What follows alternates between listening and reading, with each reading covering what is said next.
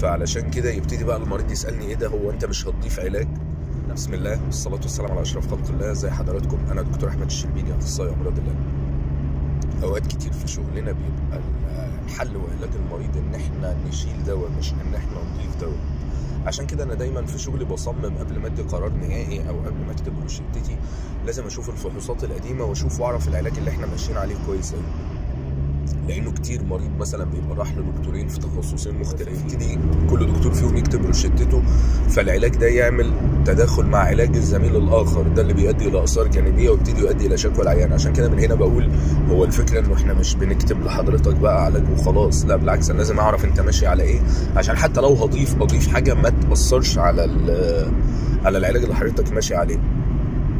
فنراجع مع بعض نلاقي انه سبب النهجان، سبب الكحه، سبب الهبوط، سبب انخفاض الضغط، سبب انخفاض ضربات القلب، ايا كان سبب شكوى حضرتك في الاخر هو تعارض او اختلاف جرعات ادويه او مجرد تعديل في شويه جرعات ادويه. كده يبتدي بقى المريض يسالني ايه ده، هو انت مش هتضيف يعني علاجك عندي مش ان انا اضيف لك علاج، بالعكس احنا هنشيل علاج، هنقلل من جرعات علاج ونتابع ونشوف الاستجابه.